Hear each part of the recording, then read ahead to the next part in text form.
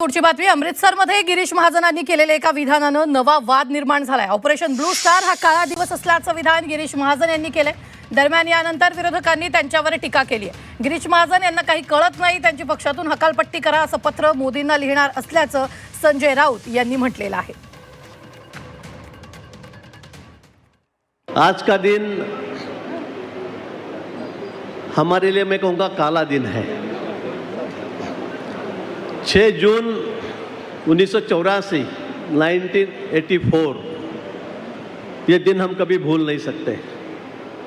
जिस तरह से हमारे हजारों भाई बहनें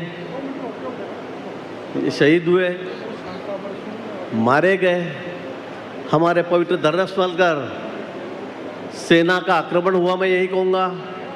इंदिरा जी ने जबरदस्ती उन्हें पंजाब में घुसाया, हमारे पवित्र धर्मस्थल पर घुसाया, और उसके बाद में इतनी बुरी तरह हमारे लोगों के कत्ल हुए।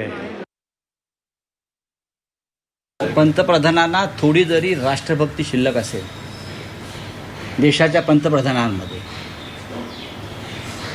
आणि राज्याच्या मुख्यमंत्र्यांमध्ये थोडी जरी राष्ट्रभक्ती शिल्लक असेल तर गिरीश महाजन या माणसाला त्यांनी लाथ मारून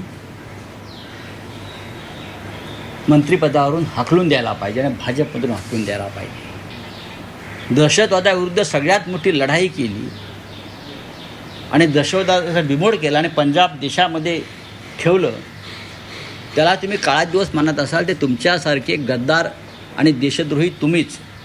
मी या संदर्भात प्रधानमंत्र्यांना पत्र लिहून मागणी करणार आहे। गिरीश महाजन हा जो उपटसुंब आहे, भारतीय जनता पक्षातला इकडला भ्रष्ट माणूस आहे, त्याला काही कळत नाही। एकंदरीत गिरीश महाजनांच्या या वक्तव्यामुळे भारतीय जनता पक्षाची आणि आरएसएसची राष्ट्रविघातक जी प्रवृत्ती आहे ती या निमित्तानंही समोर आली। आम्ही याचा धिक्कार आणि निषेध करतो। जर ऑपरेशन ब्लू स्टार झालं नसतं तर या देशाचे तुकडे पडले असते।